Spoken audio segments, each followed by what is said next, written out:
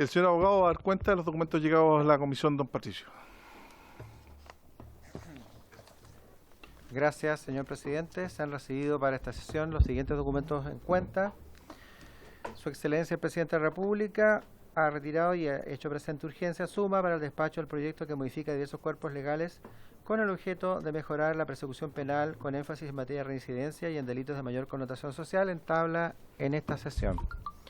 Oficio de Su Excelencia el Presidente de la República, mediante el cual retira y hace presente la urgencia simple para el despacho del proyecto que establece un nuevo Código Penal. Ministerio de Justicia y Derechos Humanos confirma la asistencia del señor Jaime Gajardo, subsecretario de Justicia, de la señora Consuelo Hernández, Community Manager, de la señorita María Florencia Draper, abogada de la División Jurídica, y excusa la inasistencia del señor ministro. Comunicación por el cual se informa que la diputada la señorita Catalina Pérez reemplazará a la diputada May Torsini durante la sesión de hoy, miércoles 22 de noviembre del año en curso. Tenemos dos pareos, señor presidente, de la diputada señora Camila Flores con la diputada señorita Carol Cariola y de la diputada señora Pamela Giles con el señor Miguel Ángel Calisto. Eso es todo, señor presidente. Muchas gracias, señor secretario. Se ofrece la palabra sobre la cuenta. Esta sesión ha sido citada con el propósito de continuar la discusión y votación en particular del proyecto de ley que modifica diversos cuerpos legales con el objeto de mejorar la persecución penal con énfasis en materia de reincidencia en delitos de mayor connotación social, que es el boletín número 15.661-07, que se encuentra en segundo trámite constitucional con urgencia calificada de suma. Agradecemos la presencia del señor subsecretario de Justicia y con su asesora también, María Florencia Draper, a los abogados de la Defensoría Penal Pública y también a don Ignacio Castillo del Ministerio Público, que, como todos bien saben, forman parte de este proyecto por acuerdo de la Comisión para poder participar cuando se les solicite por algún parlamentario. Quedamos el día de ayer, comenzamos a discutir lo que era el acuerdo de cooperación eficaz calificada. Recordar que estamos tratándolo como un estatuto integral. En el párrafo cuarto, bis, ya aprobamos el artículo 228 bis, el artículo 228 ter, y teníamos pendiente una propuesta que se hacía cargo de unas observaciones plantadas el día de ayer por varios diputados y diputadas, y le habíamos propuesto o solicitado, mejor dicho, al Ejecutivo si podía conciliar estos requerimientos junto con la opinión también del Ministerio Público y de la Defensoría Penal Pública para someter a votación el artículo 128 cuáter, de lo cual entiendo nos va a dar cuenta el Ministerio de Justicia a través de María Florencia o del señor subsecretario. Señor subsecretario. Muchas gracias, presidente, por su intermedio. Saludar a la diputada y los diputados presentes. Bueno, respecto al 228 cuáter, el día de ayer efectivamente quedó pendiente poder traer una redacción que acogiera las distintas observaciones que se hizo en la comisión, tal como usted lo planteó. Y lo primero es que efectivamente elegimos una redacción, estamos ahí afinando algunos detalles que acabamos de hacer junto con el representante del Ministerio Público. Y la redacción básicamente lo que hace es lo siguiente: primero, eliminar el catálogo de los delitos que a los cuales se encontraba circunscrito la cooperación eficaz calificada. Por lo mismo se hace coherente. Ahí se hizo extensivo a lo planteado por el diputado Soto. Se tomó por lo mismo se hace. Era como para interrumpirlo. Ah, ya. Sí. Gracias, presidente.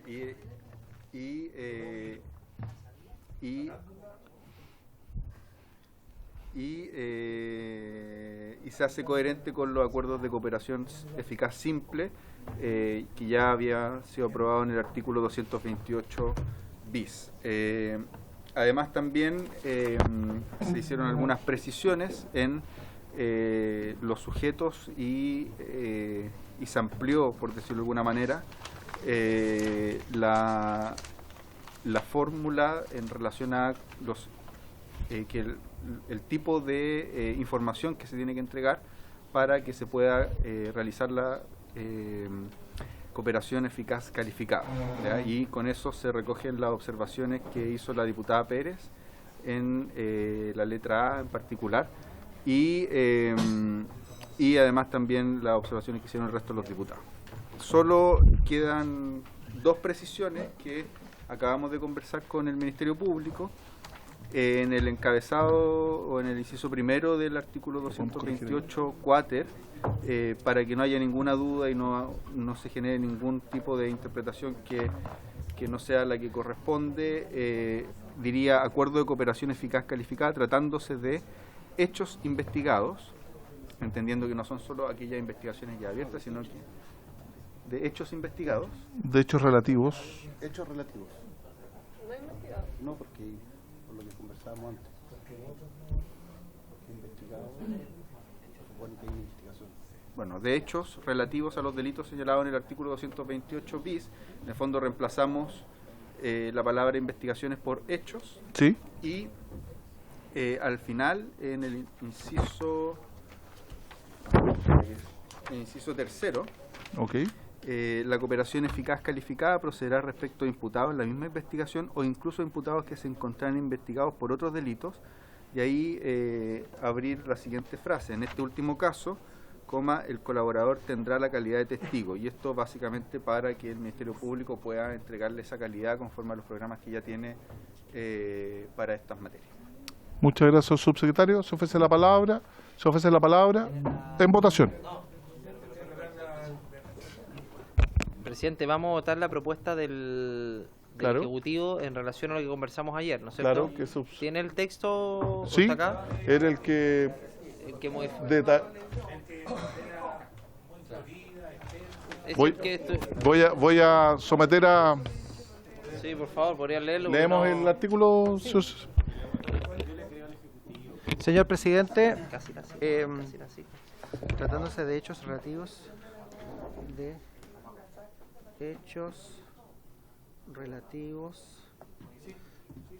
a los delitos. Señor presidente, si tienen a la vista el artículo 228 cuáter en la versión del día de ayer, voy a ir yo destacando las diferencias.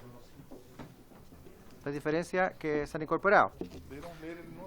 Sí, el nuevo propuesto es el siguiente.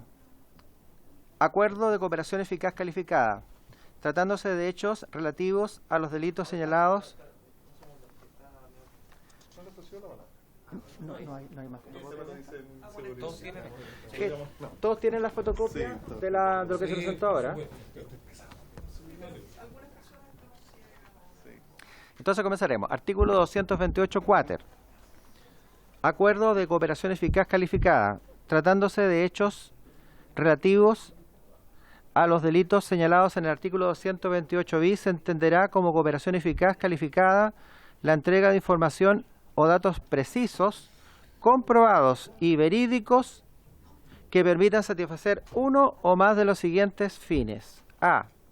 La identificación de líderes, jefes, financistas o fundadores de asociaciones delictivas o criminales. La información deberá permitir presumir fundadamente su intervención en el hecho punible. B. La identificación de bienes, flujos de dinero y fuentes de financiación de asociaciones delictivas o criminales que faciliten su incautación o la práctica de cualquier clase de comiso. C. La identificación del lugar donde se encuentra la víctima de un delito de secuestro, de sustracción de menores, de trata de personas o el cuerpo de una víctima de homicidio.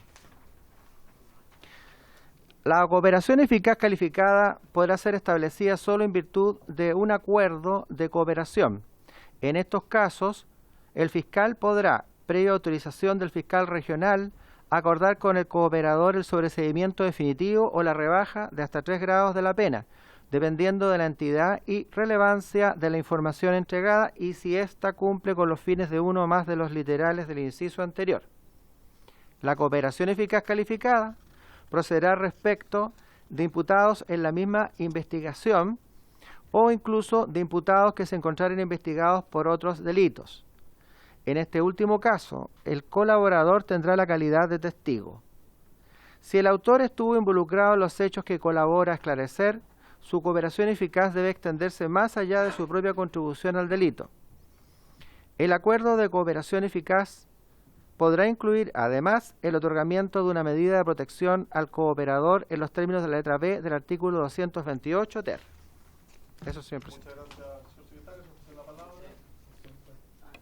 Presidente, sí, yo estoy de acuerdo en general. Una par de preguntas al Ejecutivo. No cambió, o sea, no incorporó algunos elementos que yo tenía cierto cuestionamiento en relación a la letra C, más que la A, porque la A me parece que yo por lo menos ayer quedé conforme con las explicaciones, que tiene que ver con la identificación del lugar donde se encuentra la víctima de un delito de secuestro, sustracción de menor de trata de persona al cuerpo de una víctima de un homicidio. Es decir, pistas de tal envergadura que puedan llegar efectivamente a cualquiera de estas hipótesis, que no necesariamente sean indicar directamente dónde está el cuerpo de una víctima. Es decir, yo creo que es muy restrictivo, porque yo vuelvo a repetir el argumento de ayer, presidente, pero si yo digo, mira, el cuerpo está en tal lugar y resulta que el cuerpo está a 400 metros del lugar o 600 metros del lugar porque fue movido los días anteriores. Estas son cosas prácticas. Yo no sé si a la Defensoría le pasará, pero estas son cosas que los tribunales pasan. Cuando uno tiene la normativa es tan restrictiva y tan cerrada, el juez se ciña lo literal de la norma, presidente. Entonces, a mí me parece que uno tiene que dar un poquito más de amplitud. Estamos hablando de una cooperación calificada, yo lo sé, pero igualmente calificada es alguien que dice en el radio dónde está el cuerpo, a alguien donde señala específicamente dónde está el cuerpo de una persona. Es decir, yo puse un ejemplo medio burdo, pero creo que cosas como esta pueden pasar en una audiencia cuando estamos hablando de la prueba para poder optar a una cooperación eficaz. Entonces, presidente, quisiera saber por qué no se acogió ese requerimiento que yo hice en la sesión anterior. Gracias. Gracias, diputado Longton. Diputado Sánchez. Muchas gracias, señor presidente. Estoy entendiendo de lo que se dio lectura que mis reparos planteados ayer no estarían considerados en las indicaciones, el reemplazo, podríamos decir, propuesto por el gobierno. Yo en este caso tendría que abstenerme en la votación posterior. Pero insisto en el punto, creo que, y me preocupa, la excesiva discrecionalidad con la cual se va a poder terminar estableciendo cómo era el concepto que estaba acá, era la entidad y relevancia de la información entregada en relación con yo lo había planteado en relación con la letra A, o sea, líderes, jefes, financistas, fundadores de asociaciones delictivas criminales. Esto puede ser eventualmente incluso información de público conocimiento, relativo público conocimiento, y en la medida que la norma no establezca claramente que la entidad, la consideración de la entidad o relevancia de esa información al menos debe desechar aquella que es de público conocimiento. Yo en ese caso por lo menos voy a tener que abstenerme. Gracias. Gracias, diputado Sánchez. Ofrece la palabra el Ejecutivo. María Florencia, por favor. Gracias, señor presidente. Aprovecho de saludar a todos los diputados y diputadas y por su intermedio también responderle al diputado Longton acerca de su duda. Efectivamente hay una literalidad en esta norma y esta norma comienza en el inciso primero. En el inciso primero del artículo 228 cuater señala que se entenderá como cooperación eficaz calificada la entrega de información o datos que sean precisos, comprobados y verídicos. Y esta información o datos debe permitir satisfacer uno o más de los siguientes fines. En este caso, entonces, lo que debe hacer el cooperador no es identificar el lugar propiamente tal. Si lo puede hacer, mejor aún. Pero lo que está exigiendo la norma es que entregue información o datos que permitan dar con aquel lugar, que permitan al Ministerio Público dar con aquel lugar o que él pueda instruir alguna instrucción particular a alguna policía para que lo encuentre en base a los datos comprobados y verídicos que haya entregado el cooperador. Y si es del caso en que esa información no es de tal entidad o relevancia, siempre va a quedar a salvo también la cooperación eficaz simple, que tampoco tiene efectos menores. Pueden haber rebajas hasta 2 grados de pena, dentro de otras medidas que se señalan en el 228 ter recientemente aprobado. Respecto de la duda que presenta el diputado Sánchez, señor presidente, por su intermedio, la verdad es que lo que señala el inciso segundo es que el fiscal que lleva la investigación debe tener algún margen de discreción para determinar qué efectos le va a dar a la cooperación. el fiscal podría darle el efecto de una rebaja de 1 grado, de 2 grados o hasta 3 grados de pena. Pero eso efectivamente va a depender de la entidad y relevancia que haya entregado, de la información que haya entregado el cooperador, y creo que Ignacio acá también tiene algo que añadir a esta respuesta. Gracias, señor presidente. Oye, le voy a ofrecer la palabra a don Ignacio y luego a la Defensoría Penal Pública. Muchas gracias, presidente, por su intermedio. Inicio entonces saludando a las diputadas y los diputados que se encuentran presentes en la comisión. Presidente, yo creo que es importante hacer una primera afirmación para despejar cualquier tipo de duda. La propuesta que se hace en términos de cambiar investigaciones por hechos tiene una estricta relación con la otra corrección que se sugiere, que es la de hacer un agregado, que en esos casos, cuando se trata de identificar imputados de otras causas, aquel pasa a tener la calidad de testigo, básicamente por una cuestión evidente, por dos cosas. Primero, porque puede darse, y eso sucede en la experiencia, que a partir de su declaración surja una investigación, y en esa investigación él va a tener la calidad de testigo porque va a imputar a terceros. Y es lógico eso en las cooperaciones eficaces. Eso para que no quede ninguna duda al respecto.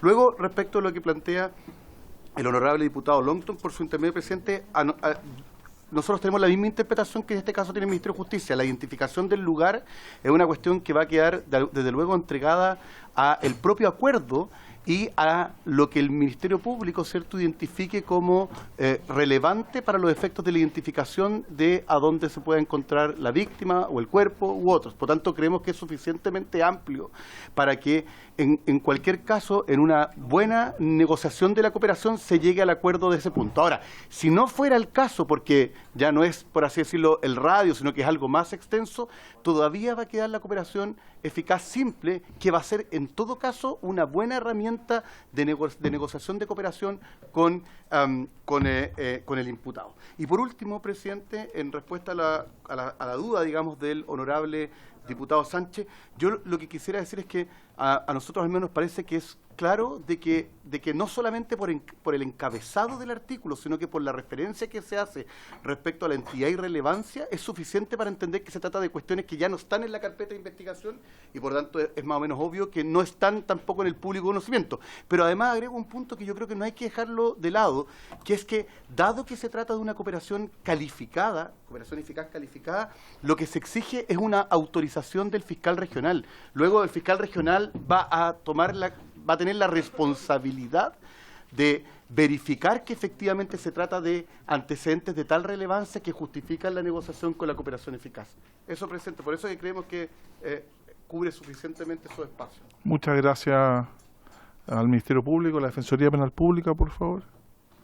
Muchas gracias, señor presidente. Nosotros tenemos una observación muy breve. Estamos de acuerdo con todo lo que dijo Ignacio y con lo que ha planteado el Ministerio de Justicia, pero hay una cosa que nos gustaría dejar en clara en la ley, de nuevo con el espíritu de evitar interpretaciones erróneas, que es en la letra A, nuevamente, donde dice: la información deberá permitir presumir fundadamente su intervención en el hecho punible, hablando de los jefes, ¿cierto?, etcétera. Nos gustaría que dijera: deberá permitir al fiscal presumir fundadamente. ¿Por qué? Porque este es un acuerdo entre el fiscal y la defensa, entre el fiscal y el cooperador. ¿Cuál es el problema? Si se deja como está, podría haber más de algún juez, probablemente no acepte la interpretación mayoritaria, pero más de alguno, que estime que después, cuando se pida la prisión preventiva, no del cooperador, sino que del jefe, ya en otro juicio, en otra causa, entonces va a ir el fiscal, digamos, que tiene el acuerdo con el cooperador y va a decir: mire, acá hay un acuerdo en otra causa entre cooperador y fiscal que dice que hay una presunción fundada de la participación de esta persona a la que ahora le estamos pidiendo la prisión preventiva, cuando en realidad eso nunca pasó por la valoración de un juez, sino que solamente un acuerdo entre un fiscal y un imputado, ¿ya? Entonces sería bueno, no cambian nada el espíritu de la norma, agregar la información deberá permitir al fiscal presumir fundadamente, para que no haya, digamos, malas interpretaciones de que esto se use para la prisión preventiva de otro imputado. Muchas gracias, señor presidente. Muchas gracias. ¿Se ofrece la palabra al Ministerio Público? Nosotros entendíamos, perdón, presidente, que eso era algo que se desprendía de la propia redacción de no solamente este artículo, sino que en general de toda la regulación de la cooperación eficaz, que finalmente es un acuerdo entre la defensa y el fiscal, por tanto, quien determina que efectivamente hay antecedentes suficientes que permiten presumir fundadamente es al fiscal. Ahora, si a la comisión le parece más claro en términos de su posible hermenéutica futura poner al fiscal, creemos que no vemos ningún obstáculo para ello, digamos. ¿Se ofrece la palabra al Ejecutivo? No, si no le queda claro, no hay acuerdo. Obvio. Sí, en el mismo sentido del Ministerio. Presidente, en el mismo sentido del Ministerio Público no vemos la verdad o no logramos visualizar el temor que tiene la Defensoría, entendiendo que estos son acuerdos entre el fiscal y el cooperador.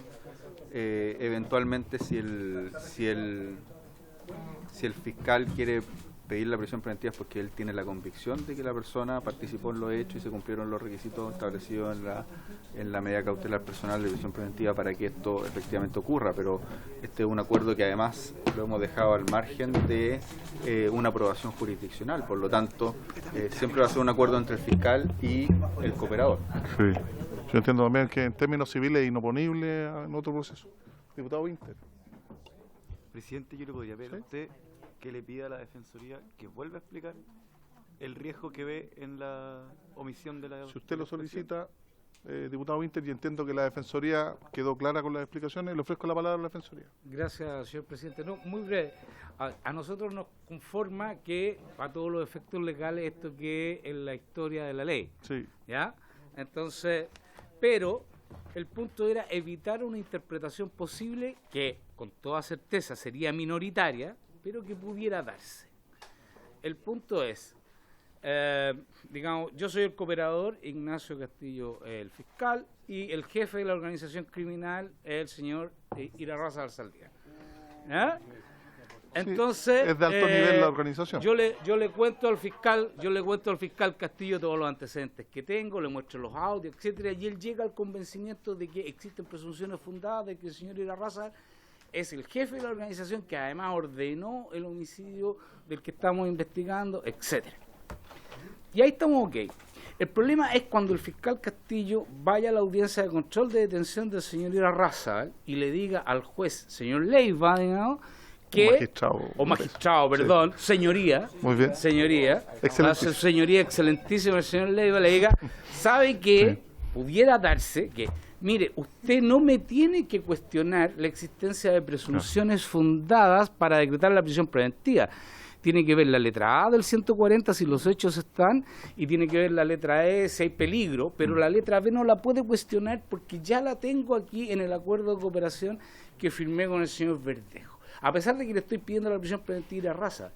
Y ahí podría darse la razón de la sin razón, de que se le vetara al juez valorar eso, lo cual a mí me parece que no debiera ocurrir, porque el juez le podría decir, mire, ¿sabe qué?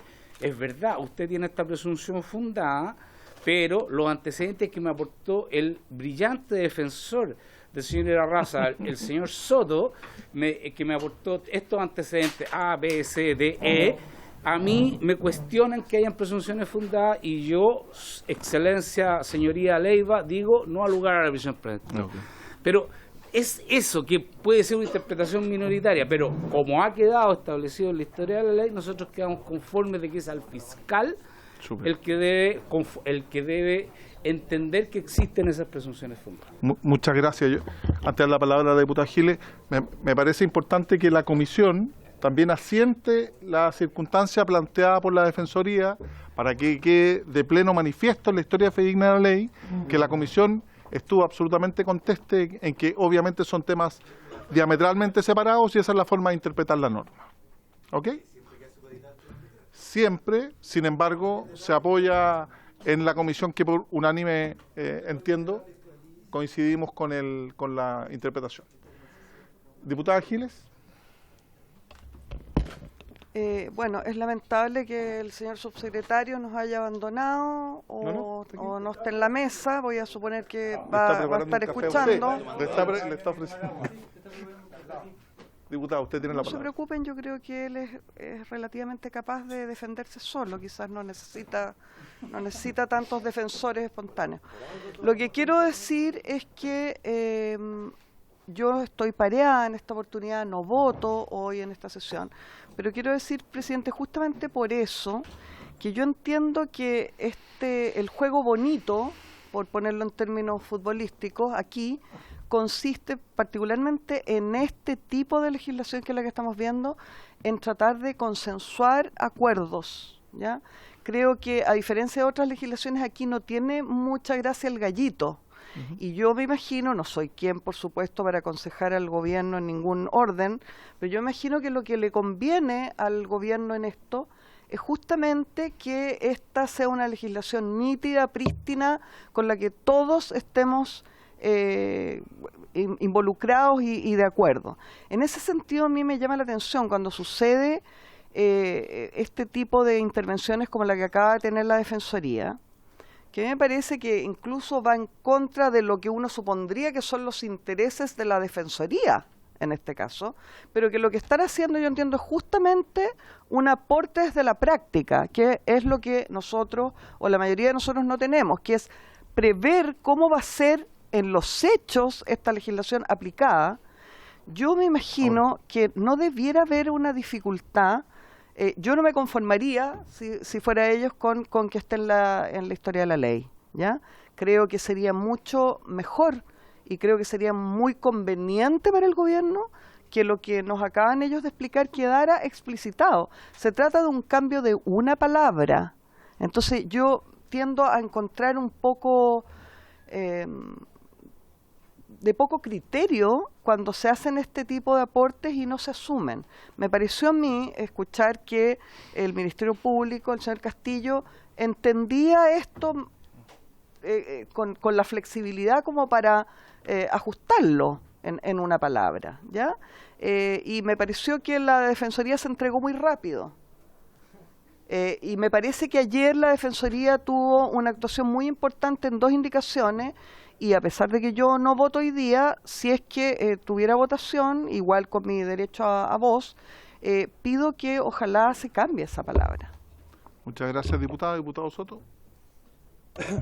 Presidente, hacer una consulta más bien respecto a los objetivos que tiene esta cooperación eficaz calificada.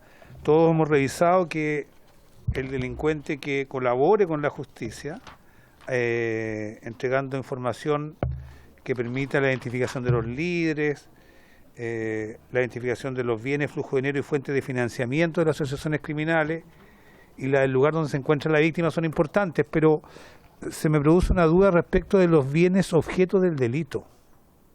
Respecto a los bienes objeto del delito. En el tráfico de drogas, por ejemplo, será el cargamento de droga o la bodega donde tienen resguardados toneladas de droga. Los vehículos.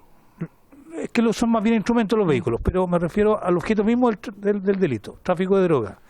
En contrabando también, la bodega donde tienen todos los productos contrabandeados, cigarrillos. En el tráfico de armas, donde está el arsenal de donde van a buscar, qué sé yo, las pelotas, las granadas que después le venden a los mismos narcotraficantes. ¿Eso dónde está incluido dentro de las tres letras?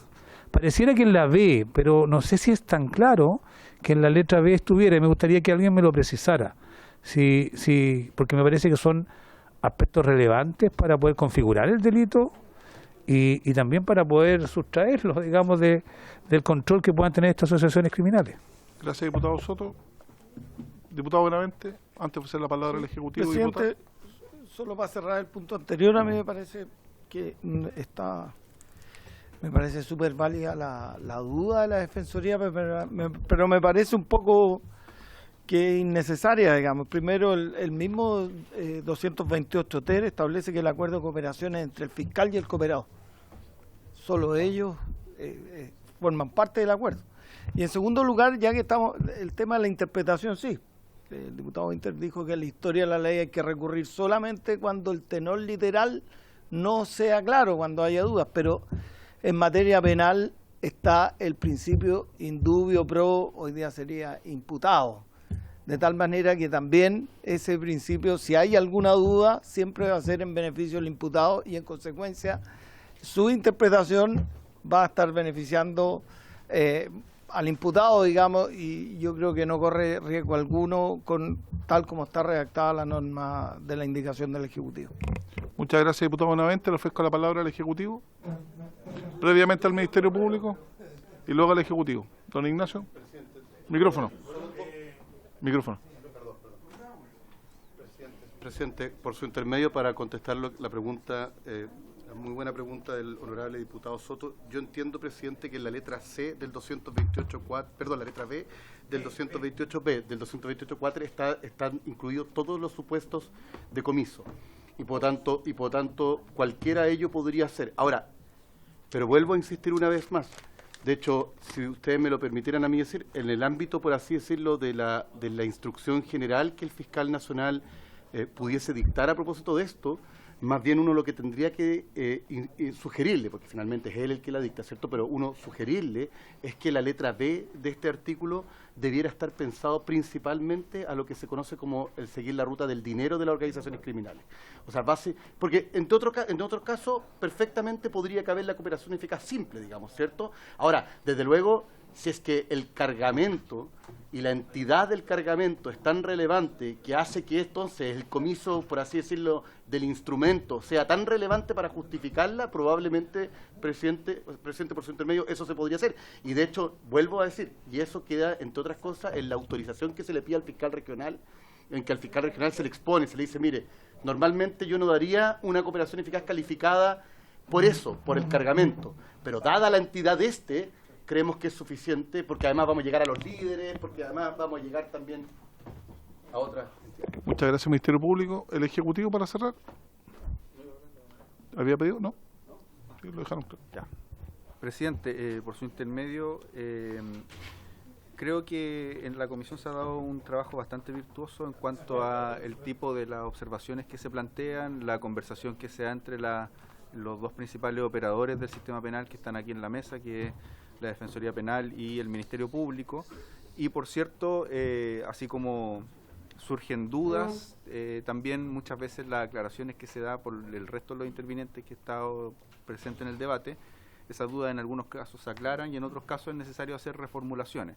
Y ahí el Ejecutivo no ha tenido nunca ningún problema en trabajar con los intervinientes, trabajar con la comisión para traer propuestas que nos permitan ir resolviendo esas dudas y generar propuestas del mayor amplio consenso que han dado cuenta de que efectivamente las votaciones que se dan en esta comisión son en general con un consenso bastante importante, salvo aquellas cosas en las cuales hay diferencias que son legítimas y es parte de precisamente el juego democrático.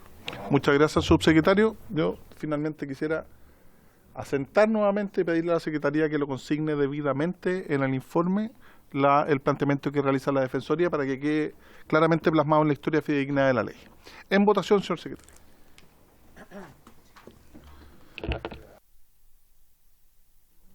Gracias, señor presidente. Como usted lo ha dispuesto, en votación la propuesta del artículo 228 cuater que se ha expuesto. Don Jorge Alessandri. A favor. A favor. Don Gustavo. ¿No está en este momento? Sí. Don Marcos Silavaca. A favor. Don Andrés Longton. A favor. Don Luis Sánchez. Como ya señalé, porque no me parecen algunos espacios de, creo, excesiva discrecionalidad, voy a abstenerme. Abstención. Don Gonzalo Winter. A favor. Don Leonardo Soto. A favor. A favor. Señor presidente. A favor. A favor. Don Gustavo no. Señor presidente, tenemos a favor 1, 2, 3, 4, 5, 6, 0, 1. 601, señor presidente. Entonces se aprueba el artículo 228 cuater por 6 votos a favor y una abstención. A continuación corresponde discutir el bisancionar el artículo 128 quinques, cooperación eficaz calificada de un condenado. Tratándose de investigaciones por los delitos señalados en el inciso primero del artículo anterior, el fiscal, previa autorización del fiscal regional, podrá acordar con el cooperador que se solicite la revisión de la condena por parte del juez de garantía competente, disponiendo una rebaja de la pena en 1 o 2 tercios o la sustitución del presidio de reclusión efectivos por la libertad vigilada intensiva, sin necesidad de cumplir con los requisitos que establece la ley número 18.216 para su procedencia. La información que el cooperador entregue en este caso deberá ser precisa, comprobada y verídica y, además, satisfacer alguna de las finalidades de los literales indicados en el artículo anterior. En estos casos se podrá otorgar, además, una medida de protección al cooperador, en los términos de la letra B del artículo 228 ter. El juez podrá rechazar la reducción de la condena únicamente si la solicitud del fiscal no está suficientemente fundada. Se ofrece la palabra al Ejecutivo respecto de este artículo 228 quinquies. Muchas gracias, señor presidente. Este artículo es una de las grandes innovaciones de este nuevo Estatuto de Cooperación Eficaz, ya que por primera vez se contempla la posibilidad de que un condenado coopere eficazmente en alguna investigación, cumpliendo los requisitos, ¿cierto?, que señala el artículo que acabamos de aprobar, 228 quater. En este caso, los beneficios a los cuales podría optar la persona condenada, evidentemente no puede ser la rebaja de pena, porque ya se encuentra condenado, ni el sobreseimiento definitivo por el mismo motivo. Por esa razón, lo que se ha contemplado como de las prestaciones a las cuales se podría obligar al fiscal que acuerda con el condenado, es la revisión de la condena, disponiendo una rebaja en 1 o 2 tercios de la pena original, o también podría ser la sustitución del presidio efectivo por la pena sustitutiva de libertad vigilada intensiva. ¿Por qué en el Senado se aprobó esta norma? Básicamente se tuvo en consideración que una de las consecuencias que conlleva para una persona su ingreso al sistema penitenciario es, en primer lugar, la disociación, por regla general, pierde el vínculo con la organización criminal y por lo tanto le resulta quizás más simple poder colaborar para identificar a sus líderes, los bienes y seguir la ruta del dinero. Y la segunda razón es porque lamentablemente hoy en día es de común conocimiento que dentro de los establecimientos penitenciarios existen y operan organizaciones criminales, respecto de las cuales el condenado podría obtener información que luego le entrega al fiscal del Ministerio Público. Lo que se acogió por parte del Ejecutivo es la indicación que presentó la diputada Cariola en su momento, en orden a eximir al condenado de los requisitos de la Ley 18.216 para optar a la libertad vigilada intensiva. Esto igual tiene un sentido. Si una persona se encuentra cumpliendo pena efectiva es porque probablemente no cumplía con los requisitos para sustituir la pena. Así que malamente se le podría otorgar ese beneficio si es que se le exigiera cumplir con aquello. Eso lo podemos explicar. Señor subsecretario, gracias, María Florencia. Sí, solo para complementar lo que señaló María Florencia muy bien, es que no hubo más indicaciones en este artículo propuesto y que venía propuesto desde el Senado. Muchas gracias, señor subsecretario. Se ofrece la palabra a la Defensoría Penal Pública. ¿No? ¿Está de acuerdo? ¿Ministerio Público? Yo solamente, presidente, sin prejuicio de estar completamente de acuerdo con lo que ha dicho el Ejecutivo en este punto, quisiera solo recalcar dos cosas que me parecen importantes. Uno, que la experiencia comparada da cuenta de que en no pocos casos, cuando el sujeto logra la disociación completa, tiene que ver justamente con aquel momento en que se encuentra en condición de privado de libertad, sobre todo cuando hay condiciones de privación de libertad que así, por así decirlo, lo incentivan, como el 41 bis que el fiscal nacional muchas veces ha hecho referencia al sistema italiano, por ejemplo. Pero además de eso, que creo lo importante, porque uno podría preguntarse por qué esto no quedó en el artículo anterior, ¿cuál es la diferencia? Y la respuesta, y esto fue una cosa que se discutió en el Senado, y yo quiero plantearlo para que la Comisión esté tranquila al respecto. En este caso, a diferencia del anterior, el acuerdo pasa por solicitarle al juez la revisión de la sentencia. Por lo tanto, usted se comprenderá por parte de esta comisión que en este caso el alcance va a ser desde luego más limitado, porque se pierde aquella cosa que estaba en el origen, que era eso donde el control de la cooperación durante, por así decirlo, la etapa de investigación la tenía el fiscal, y eso por una razón obvia y constitucional, que es que ustedes saben que son los tribunales, ¿cierto?, los únicos llamados a poder revivir un proceso que está fenecido. Por lo tanto, si no fuese así, entonces estaríamos alterando una regla constitucional. Por eso que en este caso, que es como debe serlo, probablemente lo que va a exigir esto es que Y eso es propio, por lo demás, de un sistema de ejecución de pena, donde hay una relación con el juez distinto, donde ya no se requiere tanta imparcialidad, porque el sujeto ya está condenado, ¿cierto?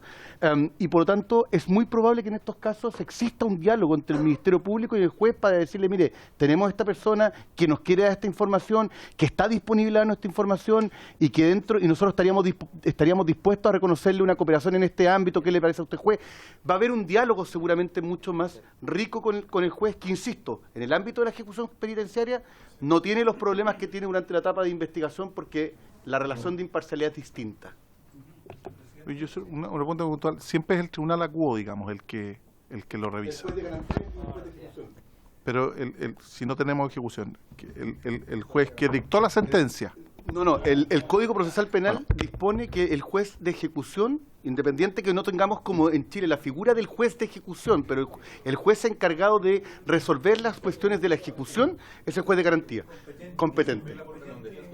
Competente del territorio, por competencia territorial. Pero por eso. Exactamente. Pero es que ese es el tema. ¿Cómo determina el tribunal acuo? Como bien dice él, disculpe la digresión, pero ¿cuál es el tribunal competente? ¿Donde se cometió el delito por el cual está condenado? ¿En Santiago? ¿O si hay un delito que se cometió en Punta Arenas? ¿Y ante quién se lleva? Por eso, esa duda tengo más procesal. ¿Cuál es el tribunal acuo? Sí. ¿Cuál es la jurisdicción? ¿Se ofrece la Defensoría tiene algo que decir al respecto? Y luego le ofrezco la palabra al diputado Ilavaca, al diputado Soto, al diputado Sánchez y al diputado López. Gracias, señor presidente. Muy breve. Sí, comparto con su señoría la duda respecto al juez competente. Uno debería tender a pensar que es el mismo juez que dictó la sentencia, porque sería como lo natural. Porque si no, el juez A dicta una sentencia y un juez B, digamos, hace la rebaja sin tener los mismos conocimientos. Pero es un tema debatible. Salvo eso, yo quería manifestar dos cosas, muy brevemente. Uno, no tenemos observaciones de fondo, ninguna, al texto de la cooperación eficaz calificada para el condenado. Sin embargo, a raíz de la lectura me nace un tema que lo quiero plantear por su intermedio a los honorables diputados de la comisión, y es que no vi en ninguna parte, discúlpenme si disgrego y me equivoco, pero no vi en ninguna parte de la cooperación eficaz una norma general o más general de aplicación de penas sustitutivas para el cooperador eficaz. Y me refiero a lo siguiente, digamos. Evidentemente, uno de los grandes incentivos para el cooperador eficaz, para que coopere, va a ser que pueda acceder a una pena sustitutiva. La circunstancia de que se le pueda rebajar, tratándose de simple en 1 o 2 grados, tratándose eficaz de 3 grados incluso, no le garantiza al cooperador eficaz que pueda acceder a una pena sustitutiva, porque la pena que él arriesga por su delito puede ser tan alta a partir de 15 años que no le puede rebajar, o bien, y que es mucho más habitual en muchos casos, porque nuestro amigo cooperador tenga algún pequeño antecedente penal por ahí que le impida acceder si se dan las exigencias de la ley 18.216. Y me parece que si de lo que se trata es de que los personas que tienen conocimiento de organizaciones criminales, etcétera, etcétera, lo que hemos estado hablando, tengan un incentivo para cooperar, que el incentivo sea que la cooperación sea lo más temprana posible, que el incentivo sean las rebajas, que tengamos el acuerdo de cooperación, parece ser que uno de los incentivos esenciales para cualquier ser humano va a ser el que al menos avisore que va a tener una posibilidad de cumplir la condena que le corresponde en libertad. No veo en el texto de los artículos de la cooperación eficaz una norma general que pudiera decir algo muy similar a lo que se dice a propósito de la cooperación eficaz del condenado, y es decir que al cooperador eficaz no le serán exigibles los requisitos, como dice acá, los requisitos que establece la ley 18.216 para la procedencia, y que siempre el beneficio, cualquiera que sea que se le dé al cooperador eficaz, cualquiera sea la pena, tiene que ser una libertad vigilada intensiva. Yo creo que esas dos cuestiones, es decir, que el cooperador eficaz siempre va a tener la posibilidad de que se le dé pena sustitutiva, y que esa pena sustitutiva sea siempre la libertad vigilada intensiva, me parece a mí como sugerencia, no tenemos poder de indicación, deberían estar incorporadas en el texto de lo que se va a aprobar. Eso. Sí. Lo que sí dejar medianamente claro que es una sugerencia ex post, como ya aprobamos los artículos anteriores, tendríamos que reabrir debate, para eso necesitamos unanimidad. Presidente. Valga la... Discúlpeme, No, de todas maneras. Sí, pues. Pero no, en mi opinión, Que quede suelto en mi opinión, todo lo que dice relación con cooperación es la opinión del presidente. Como interpretando todo lo que dice relación con cooperación eficaz calificada, ya fue debidamente sancionado. ¿Te fijas? Y habría que reabrir un debate. Si no, claro, nosotros podríamos en cualquier instancia, diputado Winter, colocar en un artículo transitorio una interpretación que... ¿Te fijas? Esto tiene una cierta armonía. Le ofrezco la palabra y la tiene la palabra el diputado Ilavaca, luego el diputado Longton, luego el diputado Soto, luego el diputado Sánchez y Alessandri. Presidente, sí, a mí me... No, es que alterno. Sí, sí, por porcentaje. Ya, presidente, yo tengo cierto nivel de contradicción respecto a esta norma, porque estamos entregando una posibilidad de un mayor beneficio a aquella persona que va a cooperar. Un mayor beneficio incluso a la calificada, porque la calificada, lo que dijimos es que va a tener una rebaja de hasta 3 grados en la pena, o sobreseimiento. Y acá estamos diciendo, ¿sabe qué? La pena, primero, se va a disponer una rebaja de una pena en 1 o 2/3 la pena, inmediatamente. O la sustitución del presidio de reclusión efectivo a una libertad vigilada intensiva. Es decir, estamos entregándole un tremendo beneficio al condenado. Es decir, el condenado no va a poder estar nada en el juicio, nada, y recién en la cárcel, el condenado va a ver, ¿me conviene o no me conviene el negocio? Y entrego o no entrego datos. Y es más, el juez no tiene ninguna, y disculpe que digas esto, pero el juez no tiene ninguna participación en este proceso. Ninguna. ¿Por qué lo digo? Porque dice, solamente el juez podrá rechazar únicamente cuando la solicitud del fiscal esté más fundamentada. Es decir, a contrario del censo, el juez la debe aprobar siempre. Entonces no me vengan a decir que esto pasa y que el juez tenga una relevancia en esta decisión. El juez la única relevancia que tiene es, ¿está bien fundamentada o no está bien fundamentada? Y tiene que acoger inmediatamente la solicitud. Creo que es excesiva el beneficio que se le entrega a este caso. Si es que se pretende establecer algún tipo de facultad al tribunal, que se le entregue facultad y no lo que aquí se establece. Eso es lo primero. Y lo segundo, solamente de pasada, comparto con cada uno de ustedes la referencia que le hacen al Tribunal de Ejecución de Pena. Ustedes saben mi interés respecto a este tema. Existe pendiente todavía una indicación para terminar la tramitación del procedimiento y el Ejecutivo todavía no envía la parte final. Solamente era un corchete adicional. Gracias, presidente. Los corchetes de la ACA siempre son los buenos, pero tiene razón, falta la parte orgánica. Le ofrezco la palabra al diputado Longton. Presidente, yo me hago parte de algunas de las dudas del proceso terminado del diputado Ilavaca. A mí me llama la atención que quien participa del delito y colabora tenga un beneficio y colabora para el esclarecimiento, o bien señala quienes participaron en él de manera clara. ¿En otro delito? No, incluso. A ver, la persona que colabora en el delito que él participó tiene un determinado beneficio, digamos, respecto a la pena. Pero el beneficio va a ser mayor si la persona delata a otra persona estando condenado por otro delito que él no participó. A mí me parece que no es equivalente una cosa con otra. Es decir, claramente el beneficio tiene que ser mayor para quien ayudó a esclarecer el delito en que él eventualmente participó o que participó directamente. Porque claro, en el otro puede ser un tipo que obviamente tiene otras motivaciones. Claro, tiene otras motivaciones muy distintas. Entonces, la verdad es que a mí no me parece equivalente, a mí me parece que debería ser todo lo contrario. El beneficio debería ser mayor para quien colabora al esclarecimiento del delito que él participó, porque además hay una motivación distinta, bueno, por lo que acabo de señalar, y que me parece que el disvalor obviamente que tiene que ser mayor. Entonces, dicho eso, lo otro que me llama la atención es que el beneficio sea directamente la libertad vigilada intensiva, es decir, la persona puede puede haber pasado una semana privado de libertad, condenado.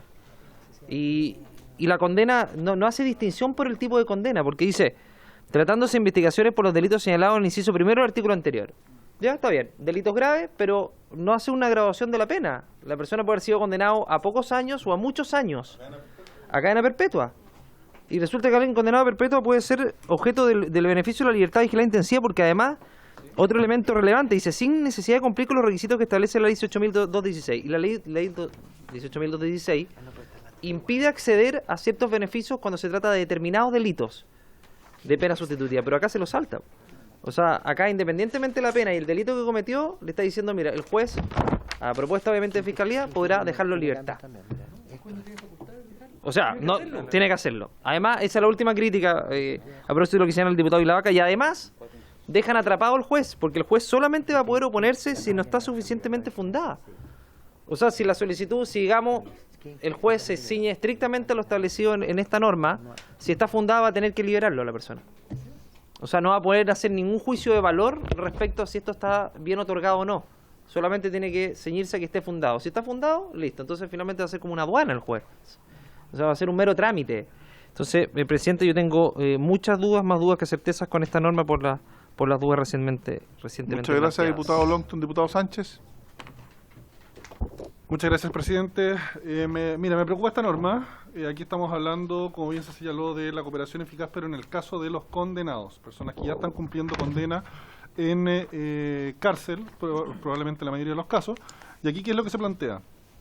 Que en el caso de cooperación eficaz se puede rebajar la pena en 1 o 2 tercios de la pena que ya está fijada para un condenado y eventualmente incluso sustituirse esta por libertad vigilada intensiva. O sea, vamos a partir desde el tercio. Si es que una persona está condenada a 9 años, 3 años menos de un paraguaso. Y entre los, dice, esto para todos los delitos que decía el inciso primero del artículo anterior. El inciso primero del artículo anterior habla de los señalados en el artículo 228 bis. Y el 228 bis, esto lo revisamos la sesión pasada, incluye varios delitos. Entre ellos se incluye delitos de homicidio, secuestro y sustracción de menores, e incluso conductas terroristas. Yo acabo de mandar una indicación, una propuesta para reemplazar este artículo, señalando lo menos que no se incluyan en esta posibilidad los delitos de homicidio, secuestro y sustracción de menores, porque independiente de que la cooperación pueda ser útil, de que eventualmente vaya a caer una persona más, me parece tremendamente peligroso que una persona condenada por delitos tan graves como haber matado a alguien, como haber secuestrado a un niño, puedan quedar eventualmente libres por el solo hecho, perdóname el chilenismo, de haber sapeado a alguien. Entonces, yo creo que es bien complicado, es distinto a lo que se había discutido en el artículo anterior del Quater, por aquí se habla por último de la disminución de 1 grado de la pena, de 2 grados, puede llegar hasta 3 grados, pero por lo menos partimos cortito, partimos de a poco. Aquí estamos pasando inmediatamente el punto de partida, lo que estoy viendo yo por lo menos en el Quinqués, es que es desde 1 tercio de la disminución de la pena, reitero, si es que había alguien condenado a 9 años, tenemos al tiro 3 años menos.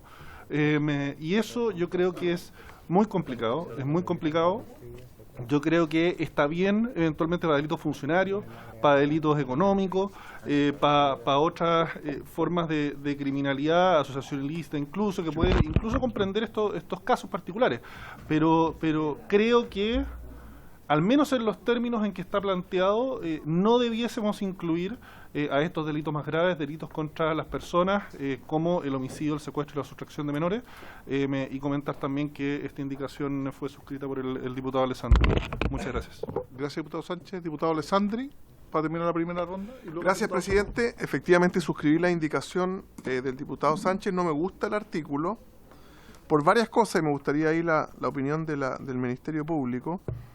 A propósito de lo que decía el diputado Longton antes, en esta mentalidad comercial o empresarial del crimen organizado, aquí uno le está diciendo al narco que está preso, denuncie usted a su rival y quédese con el territorio del rival, pues, meta preso al rival.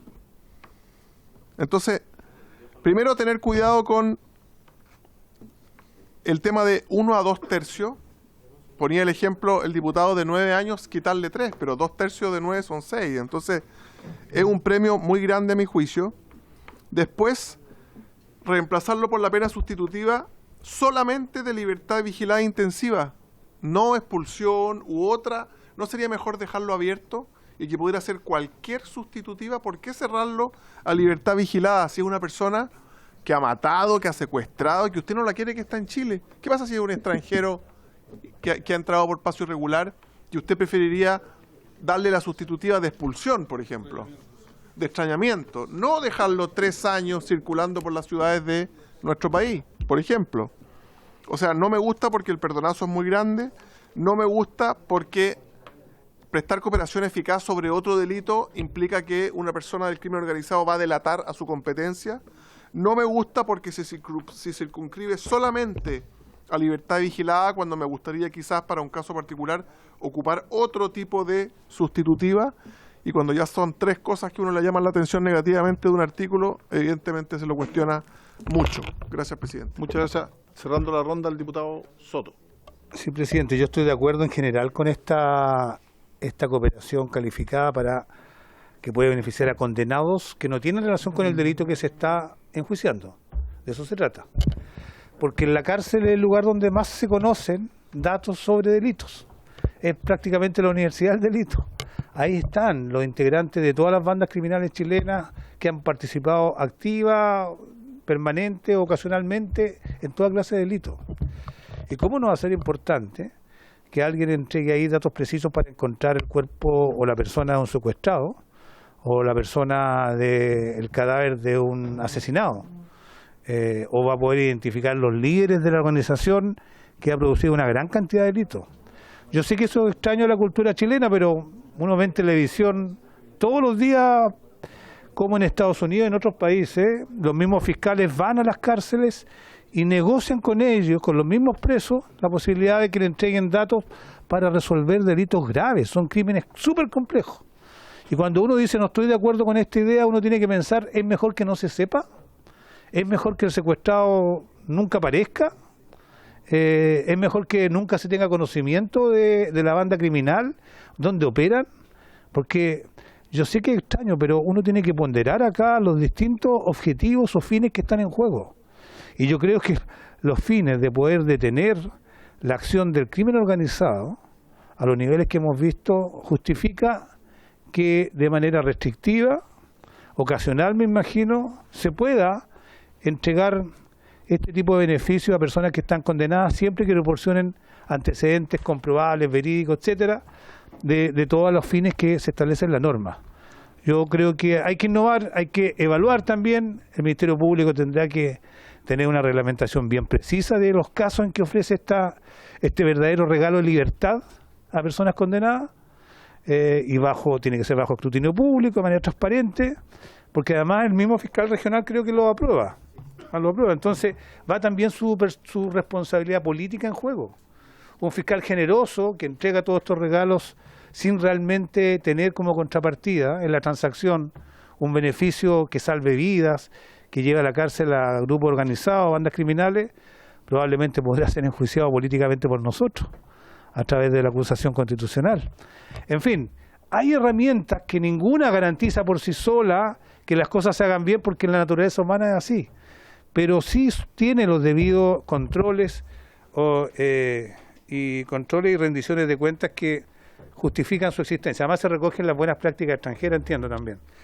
Solo una consulta, presidente. Bueno, señalar de que a diferencia de la otra, de la cooperación eficaz calificada, esta cooperación eficaz establece un requisito adicional que no está en la otra, que es que el juez tenga que establecer, en algunas ocasiones, pueda establecer la posibilidad de que la solicitud de entregar este beneficio no esté suficientemente fundado. Es decir, no basta con que haya un acuerdo entre el condenado y el fiscal, el juez también es parte de esa transacción y dice la última palabra. A diferencia de la otra que, dice al final, en el artículo 228 quinques, el juez podrá rechazar la reducción de la condena únicamente si es que la solicitud del fiscal no está suficientemente fundada. Bueno, ahí el juez es el que pondera precisamente los costos y los beneficios de todo esto. Pero esta exigencia no está en la cooperación eficaz calificada. Y una consulta, presidente, finalmente, si uno compara el 228 cuáter y el 228 quinques, la cooperación eficaz calificada y la calificada de un condenado, hay una pequeña diferencia en el tipo de información que se pide recibir por parte de la Fiscalía. En el caso de la Quater dice que se trata de entrega de información o datos precisos, en plural, comprobados y verídicos, que permitan satisfacer uno o más de los siguientes fines. En el artículo 228 quinques dice que la información que el cooperador entregue, en este caso, debe ser precisa, comprobada y verídica, es decir, en singular. Hay una pequeña diferencia, pero de esto está hecho el mundo de los tribunales, de analizar los porqués de las diferencias entre una herramienta y la otra. Y aquí hay una en plural, otra en singular. Quisiera que la aclararan los que la crearon, presidente. Diputado Alessandri. El diputado Soto, que es muy informado generalmente, y insinuaba que los fiscales regionales son acusables constitucionalmente por nosotros. Yo no recuerdo que eso esté en la Constitución. No. Hay un proceso de remoción ante la Suprema. Sí. Pero no una acusación. Presidente. Sí. Presidente. Diputado Soto. Que haya intervenido el diputado Alessandri me permite hacer una observación, que yo estoy de acuerdo con lo que él plantea en cuanto a no circunscribir las penas sustitutivas solo a la libertad vigilada. Sobre todo me parece interesante lo de la expulsión, en el caso de personas que no tienen residencia legal en Chile, que están purgando condenas y probablemente se cumplirían muchos fines, incluso de protección del mismo, si es que es expulsado del país. Y no entiendo por qué tendría que excluirse. Pero respecto a lo último, que la observación que hace, yo me expresé mal, hablo de un procedimiento de remoción que se ha usado muchas veces contra fiscales regionales, en Biobío, recién acaba de terminar uno, me refería a ese procedimiento de remoción. Muchas gracias, diputado Soto. Le ofrezco la palabra al Ejecutivo, que nos entregue alternativas, que nos clarifique las problemáticas, que veamos posibilidades de solución, subsecretario. Muchas gracias, presidente, por su intermedio. Bueno, primero que todo, la idea de este artículo, efectivamente, tal como lo dijo Florencia en un comienzo y después también lo planteó Ignacio, es una herramienta nueva, es una herramienta que se incorpora para poder esclarecer delitos que no necesariamente tengan que ver con la persona que cometió los delitos, sino que tengan que ver con eventualmente información que se obtiene una vez que estas personas se encuentran al interior de un establecimiento penitenciario, ¿ya? Esta herramienta la hemos visto que funciona a nivel comparado, que tiene efectos importantes a nivel comparado y permite esclarecer delitos, permite desorganizar o desbaratar bandas criminales, permite buena información para que el Ministerio Público lleve adelante la persecución penal. Entonces eso es lo primero, yo creo que esa es la primera diferencia que es importante señalar. Lo segundo es que efectivamente nosotros también revisando acá la propuesta que hacía el diputado Alessandri, uno podría incorporar dentro de las posibilidades del acuerdo de cooperación la rebaja de una pena de la pena en 1 o 2 tercios o la sustitución del presidio de reclusión efectivo por, nosotros habíamos puesto la libertad vigilada intensiva porque es la única que tiene un control efectivo, a diferencia de las otras penas sustitutivas que están en la ley 18.216.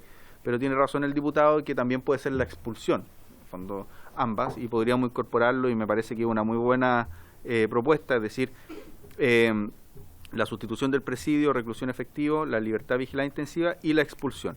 Y en razón de la observación que hacía el diputado Longton, yo creo que esa efectivamente es una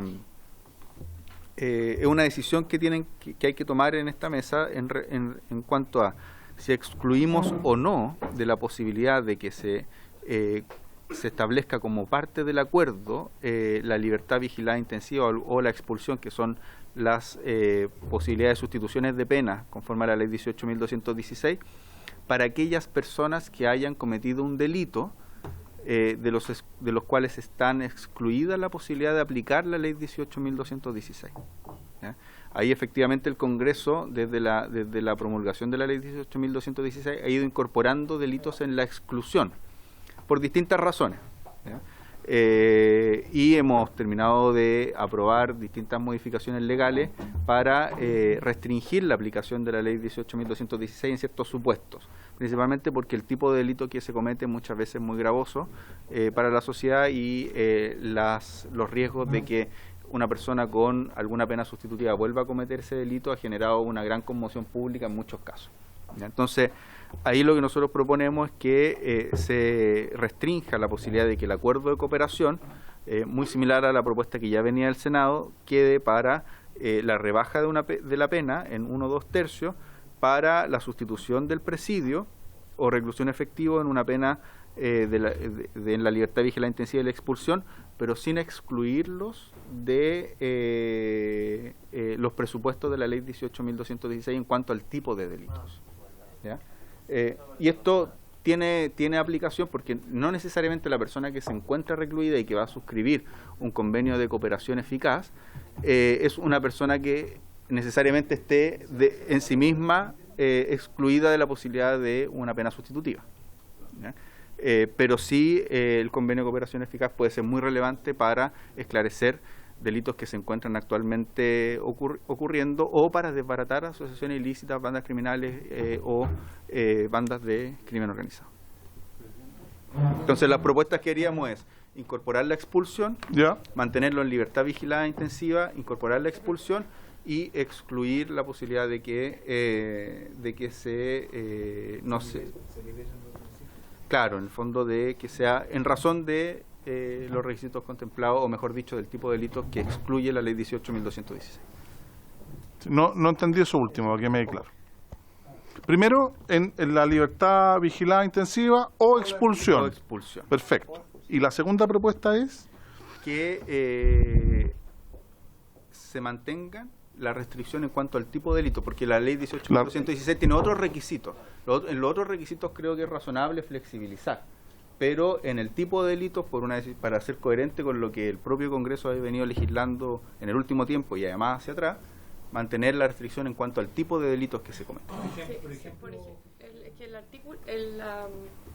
Por favor, María Francia. Perdón. La libertad vigilada intensiva está regulada en el artículo 17 bis de la ley 18.216 y la expulsión, si mal no recuerdo, en el 33 o 33, ¿ya? Y ahí se establecen requisitos específicos para esas penas sustitutivas, pero eso sin perjuicio del artículo 1, donde hay un catálogo extenso de delitos respecto a los cuales se excluye la procedencia de las penas sustitutivas. Entonces, lo que podemos decir, quizás, es que la libertad vigilada intensiva o la expulsión sin necesidad de cumplir con los requisitos del artículo 17C o 33 respectivamente que establece la ley 18.216. Y así dejamos a salvo de que necesariamente tiene que cumplir con los requisitos del artículo 1, que es la atención del diputado. Que son los distintos tipos que eventualmente quedan fuera de la 18.216. Exacto. Son delitos graves. Súper. Sí, está bien. Si lo puedes redactar, María Florencia, sería ideal para poder sancionarlo. Le ofrezco la palabra a la Defensoría, y luego el Ministerio Público. Sí,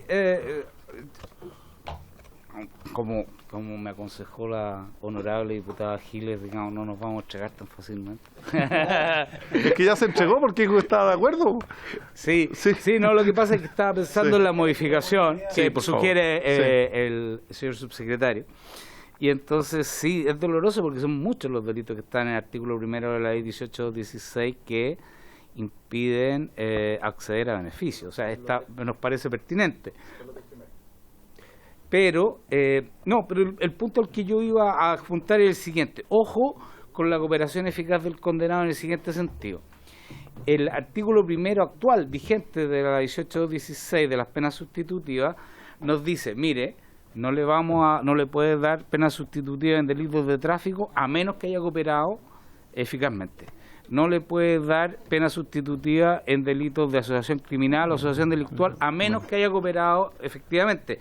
No le puede dar pena sustitutiva en delitos de la ley de armas a menos que hubiera cooperado eficazmente. Entonces, lo que yo agregaría, digamos, porque supongo, digamos, que no voy a lograr convencer a los honorables diputados de que digan que no a todo el artículo 1, pero lo que yo agregaría es que para el condenado que coopera, si el condenado estaba condenado valga la redundancia, por alguno de estos delitos de tráfico, que admiten la cooperación eficaz para habilitar la pena sustitutiva, bueno, que esa cooperación eficaz les sirva para habilitar esa pena sustitutiva. Es decir, si estamos hablando de un condenado por ley de armas, que no tuvo derecho a una pena sustitutiva porque no tenía cooperación eficaz, y una vez condenado logra una cooperación eficaz, genuina, real, respecto a un crimen distinto, bueno, que esa cooperación que logró le sirva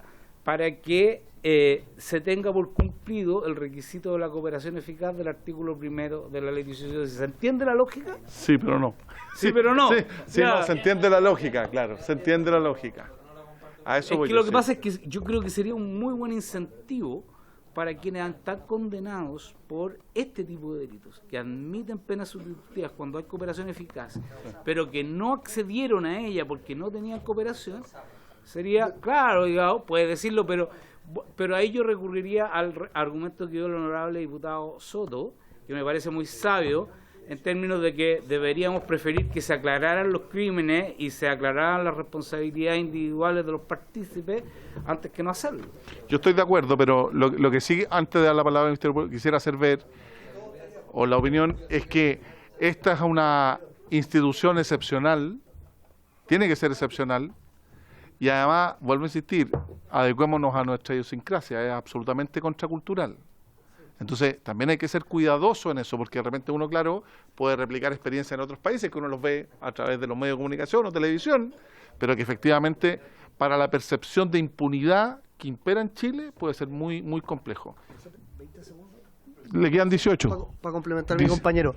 Lo que pasa es que yo creo que hay que pensar, y creo que aquí Ignacio me puede dar la razón, hay que pensar cómo va a funcionar esto en la práctica. Yo creo que ningún fiscal se arriesgará a ofrecerle un acuerdo de cooperación eficaz para que salga caminando un, digamos, secuestrador en masa o un asesino múltiple, digamos, a cambio que le dé una información relevante. O sea, acá el interés es del fiscal, que va a buscar algo que claramente gane y no se arriesgará algo que en la tele, digamos, ¿no? Más allá de la factura política, la factura que le va a pasar, digamos, la televisión y por lo tanto en su carrera, por un lado, y por otro lado, para quien coopera, y esto es lo que quería agregar, para quien coopera, lo único que le importa a nuestros clientes, de verdad, cuando uno está en el control de detenciones, ¿me voy para adentro o no me voy para adentro? Sí, el resto les da lo mismo, la pena... Porque nunca lo van a cumplir. Lo único que le importa es si se van para adentro o no.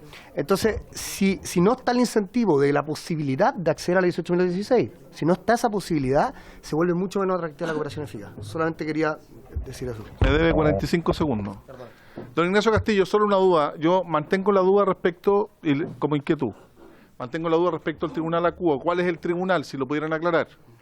Y segundo lugar, dado lo que se plantean los propios parlamentarios respecto de lo compleja de esta institución, de quién lo aprueba, que sea un fiscal regional, ¿no será oportuno que una decisión de tal entidad la ejerza el fiscal nacional? Solo a título de pregunta. Voy sobre las preguntas. Yo entiendo... Tampoco. También es removible. No es una cosa, son cosas. Sí, eso es cierto.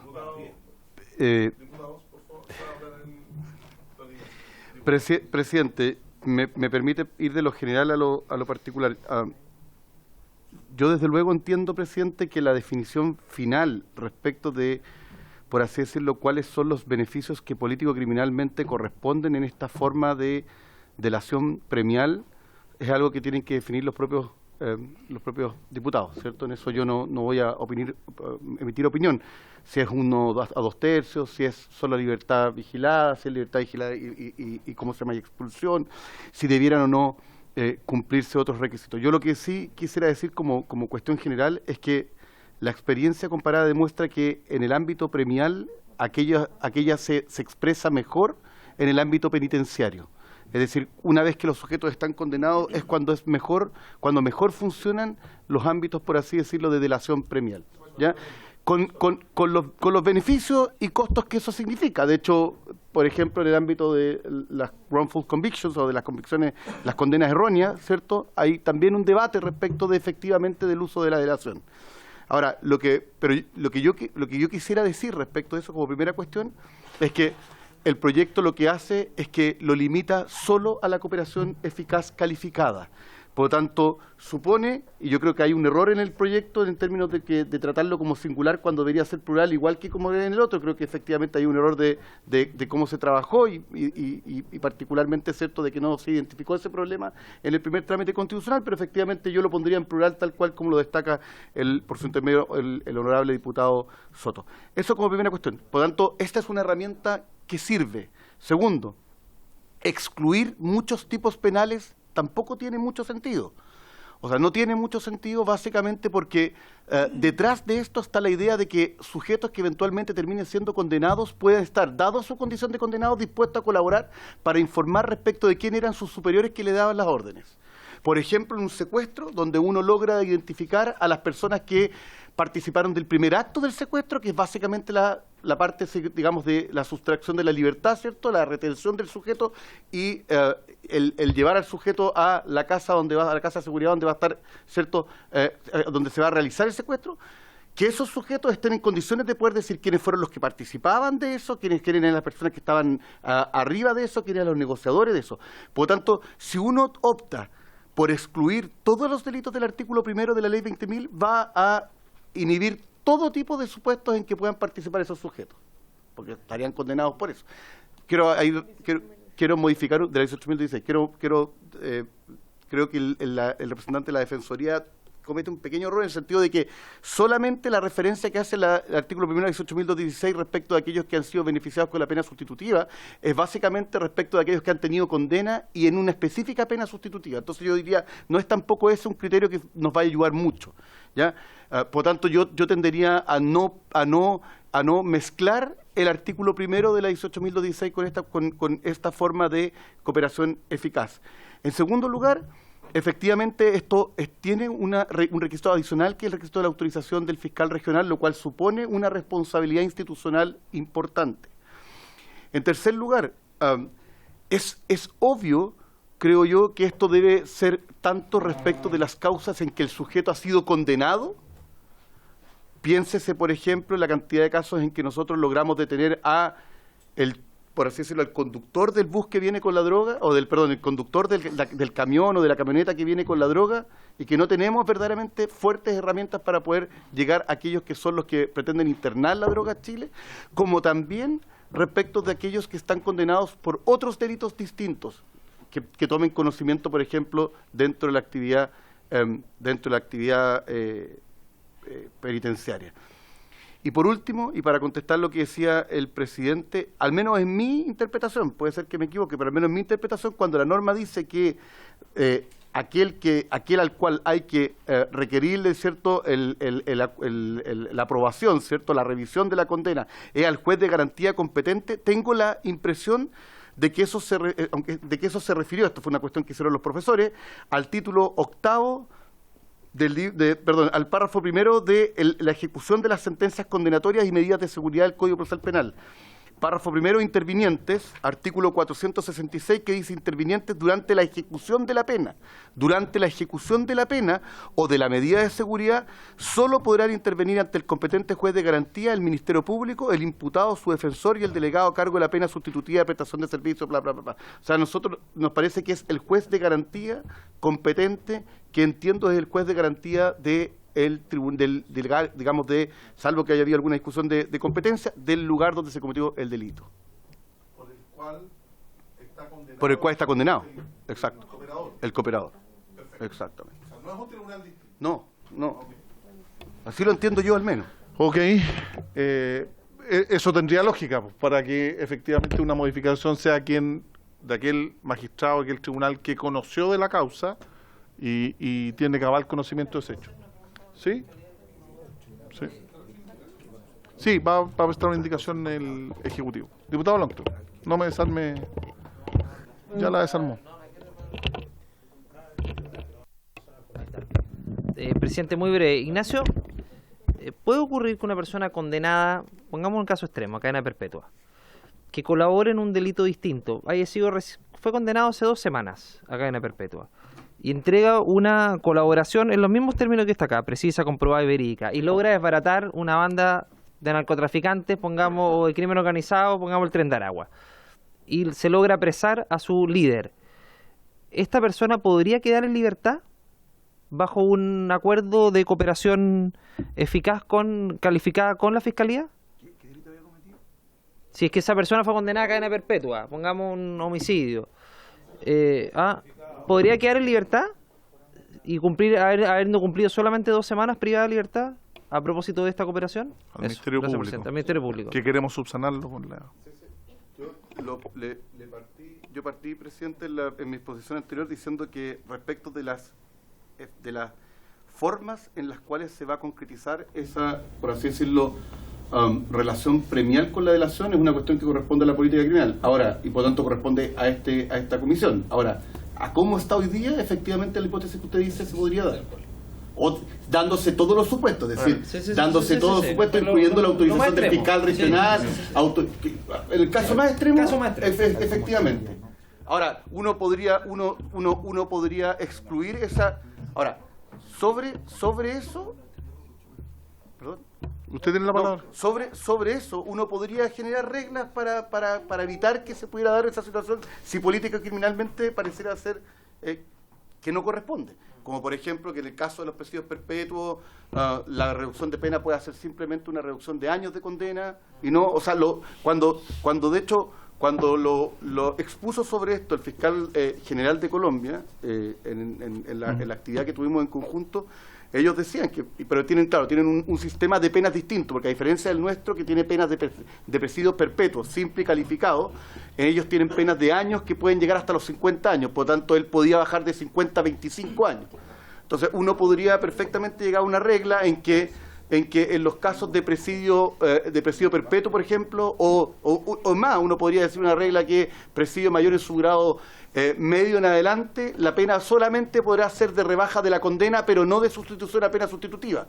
Y ahí esa sería una forma que evitaría el problema que usted dice, honorable diputado. Sí. Le ofrezco la palabra al Ejecutivo. No, solo para algunas cosas de precisión, tal y como está aprobado hoy en el Senado, lo que se establece para la cooperación eficaz calificada de un condenado es la rebaja de la pena en 1 o 2 tercios la sustitución del presidio o reclusión efectivos por una pena sustitutiva. La pena sustitutiva tendría que ser conforme a las reglas de la ley 18.216. Entonces, una persona condenada a presidio perpetuo no podría acceder a la pena sustitutiva porque está excluida conforme a la regla de la ley 18.216. Lo que nosotros hicimos en la propuesta fue incorporar una indicación hecha en esta comisión diciendo que se excluyeran los presupuestos de la ley 18.216. En razón de la discusión que se ha dado y de la reflexión, lo que nosotros estamos proponiendo es que se incorpore dentro de la libertad, o sea, la propuesta que nosotros hicimos fue libertad vigilada como pena sustitutiva, porque puede ser complejo una persona, por ejemplo, en libertad en remisión condicional, porque no tiene ningún tipo de control. Entonces es mejor que esté bajo la libertad vigilada intensiva, donde hay control específico para esas personas. Y incorporar expulsión, que es lo que plantea el diputado Alessandri, que nos parece una buena idea. Pero restringirlo a los delitos contemplados, en el caso de que el acuerdo de cooperación eficaz implique la libertad vigilada o la libertad vigilada o la expulsión, restringirlo a los supuestos de la ley 18.216 en cuanto a la exclusión de los delitos que ahí contempla. Y uno incluso podría pensar, y aquí estoy pensando en voz alta, quizás para la expulsión no sería necesario restringirlo al tipo de delitos, quizás solo para la libertad vigilada intensiva. Ok. ¿Tiene la palabra el diputado Ilavaca? Sí, presidente. Yo en lo particular no estoy de acuerdo ni con el texto que viene del Senado ni con la propuesta que aquí se está planteando. Y ya dije mis razones. Yo creo que es excesivo los beneficios que se le entregan al condenado por delatar. Y aquí efectivamente podríamos tener un mercado negro de delación, ¿ya? Pueden ser muy loables cada uno de los argumentos que se han planteado aquí, pero aquí toda la institucionalidad llevó adelante un tremendo proceso criminal para llegar a una condena, para que ese condenado que por ABC se haya enterado de algún tipo de información que para la Fiscalía le parecía relevante, creo que es un exceso. En lo particular, yo por lo menos no voy a entregar mi voto a favor en una norma de estas características. Muchas gracias, diputado Vilavaca. Entiendo que el Ejecutivo tenía una propuesta que se hace cargo de algunas de las propuestas de los diputados y diputados. Diputado Longton Sánchez, y por demostración, María Florencia. Lo que pasa es que en esa propuesta se van a tratar de recoger algunas de las indicaciones o propuestas que tienen los diputados para poder sancionar. Ya lo había echado a perder ayer ese, así que no se preocupe, que no es solo usted. Sí.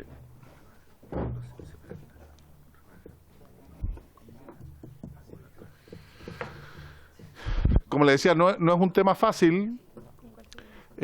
Claramente es contracultural, es una innovación profunda en nuestro sistema penal, pero claro, había consideración de lo avesado y de lo complejo de las organizaciones criminales, tal como hemos tenido experiencia en otro tipo de casos, que solo se pueden pesquisar o eventualmente condenar a través de una delación. Le ofrezco la palabra después de rellenar al Ejecutivo. Señor presidente.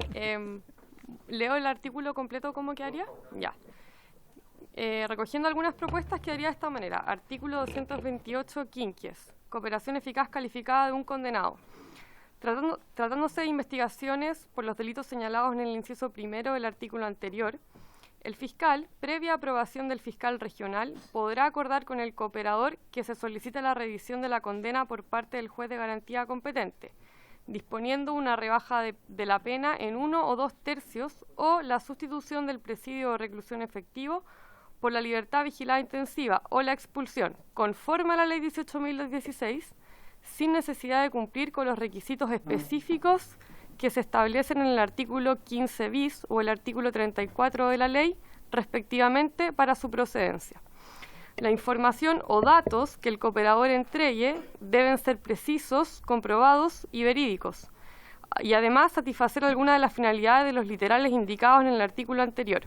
En estos casos se podrá otorgar además una medida de protección al cooperador, en los términos de la letra B del artículo 228 ter. El juez podrá rechazar la reducción de la condena si la solicitud del fiscal no está suficientemente fundada. Presidente, quizás después de expulsión del territorio nacional. Yo sé que de expulsión se entiende, pero hemos visto tantos casos en que hay una expulsión. Hay una pregunta del diputado Alessandri respecto a la institución de la subsecretario de la expulsión. Expulsión, se entiende que es del territorio nacional, no vayan a entender que es de la cárcel. Subsecretario. Hemos visto cosas en la redacción increíbles. que se señala se establece que es o la sustitución del presidio de reclusión efectivo por una pena por la libertad vigilada intensiva o la expulsión conforme a la ley 18.216, y la ley 18.216 en su artículo primero sí, lo dijo. Y como es conforme a la ley 18.216 y la ley 18.216 en el artículo primero establece cuáles son los tipos de pena sustitutiva, y ahí está en el literal D, libertad vigilada intensiva, y en el E, expulsión, y la expulsión es la de territorio nacional, no sería, de hecho, si ponemos expulsión del territorio nacional, ya no sería reiterativo.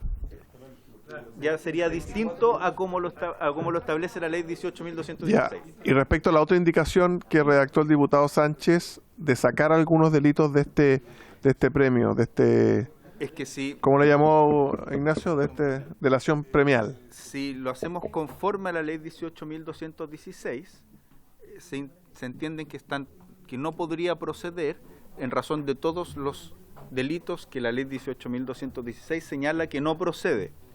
De lo único que lo estamos excluyendo son de aquellos requisitos específicos para la procedencia de la libertad vigilada intensiva, que no tienen que ver con el tipo de delito que se cometió. Por favor. Artículo 222, diputado que excluye su micrófono no puede hablar en 6 sesiones. Yo lo elevaría a 12. con la indicación estaríamos a resguardo de esos delitos más graves, ¿no? Que usted plantea, subsecretario. Oye, vamos a leer nuevamente la forma y lo vamos a someter a votación, para que nos quede meridianamente claro. Es que podemos estar pendientes toda la vida. Diputado Winter. Veo que hay que la norma no adquiere la popularidad necesaria.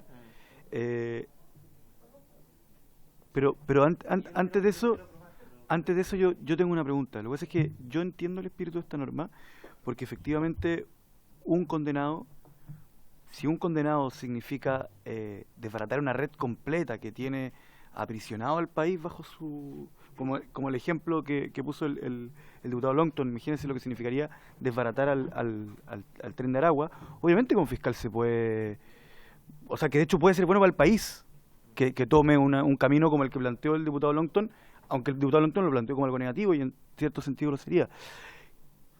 Quiero hacer una pregunta a los invitados respecto a que la pena no solamente tiene un sentido de castigo, también hay un sentido en tener a determinadas personas encerradas que tiene que ver con seguridad. Voy a otro caso de conmoción pública muy famoso, que fue el caso en el distrito del diputado Longton, de un imputado que cometió un homicidio y que luego en una entrevista en televisión dice: yo creo que yo lo volvería a hacer, y luego le dan libertad condicional, ¿no? Se podría agregar, para no ver casos así de aberrantes, que por ejemplo la única posibilidad para desbaratar a una banda organizada sea liberar a alguien que el informe de Gendarmería dice si lo suelta es un peligro para la sociedad. Podríamos poner determinadas que aspectos relativos a la pena en cuanto a medidas de seguridad puedan tener algún rol como límite, porque si no, si nos vamos a las fórmulas que nos proponen los diputados Longton y La Vaca, esto simplemente no se va a poder hacer, y nos vamos a quedar con una herramienta menos para poder combatir el delito. Gracias, diputado Winter. ¿El Ministerio Público tenía que hacer un comentario? Presidente, desde luego en el ánimo simplemente de tratar de buscar alguna solución o de proponer, ¿cierto?, una solución a la comisión. ¿Ah?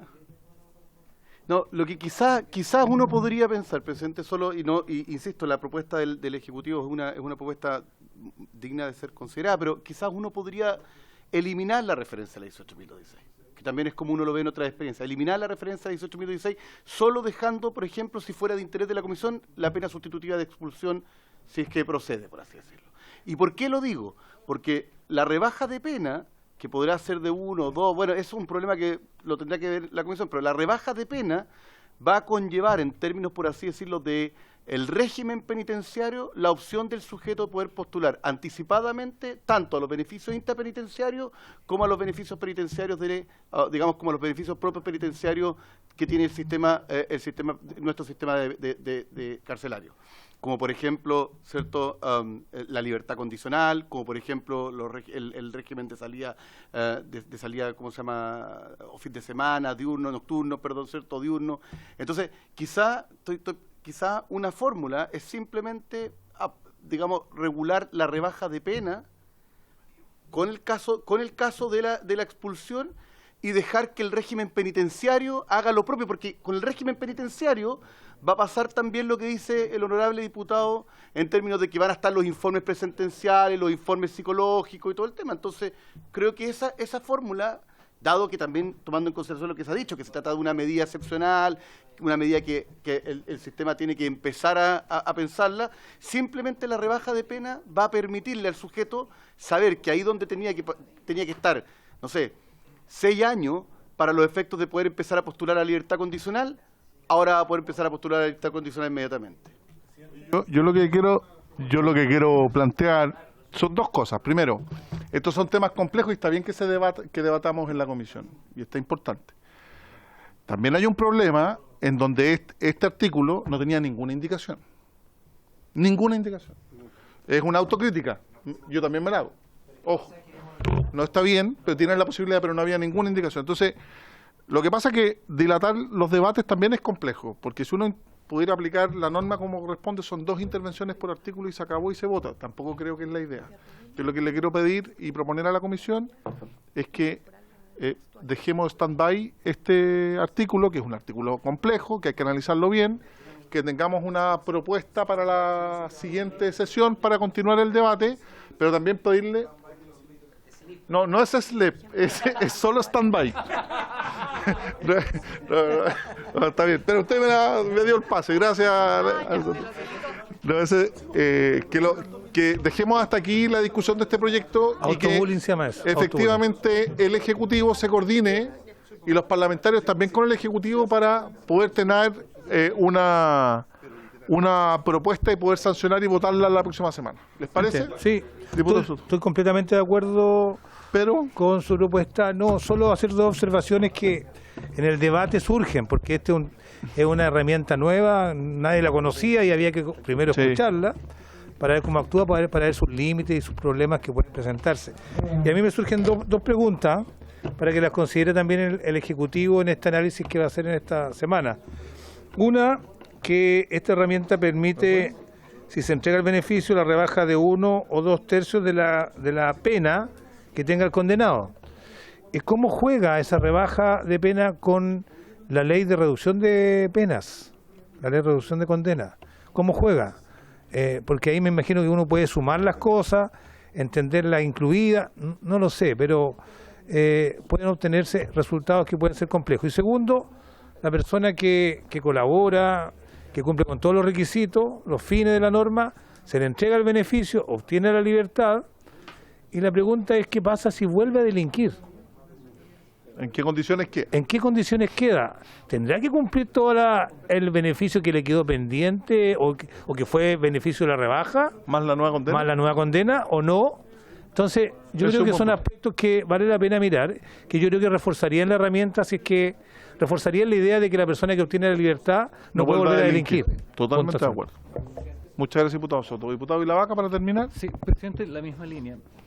Yo tengo una contradicción y un problema con las expulsiones, porque muchas veces lo que ocurre con las expulsiones es que es un gran beneficio y un regalo al delincuente, porque lo expulsamos condenado con todo el proceso que se lleva y con todos los gastos que eso implica el sistema, y entra por paso no habilitado y entra como Pedro por su casa, porque tenemos problemas, porque con el nivel de frontera que tenemos. Entonces me gustaría saber cuántas de aquellas, si es que existe la información, cuántas personas que han sido expulsados de nuestro país producto de algún ilícito han reingresado, si es que existe. Y además, en la misma línea que lo que acaba de señalar el diputado Soto, en el evento que si es expulsado gracias a esta norma y reingresa, muere todo. Eso. Tendría que cumplir la condena completa. Oye, entonces quedamos pendientes para la próxima sesión, para no decir stand-by, ¿ok? Por haberse cumplido el objeto de la sesión, entonces levanta.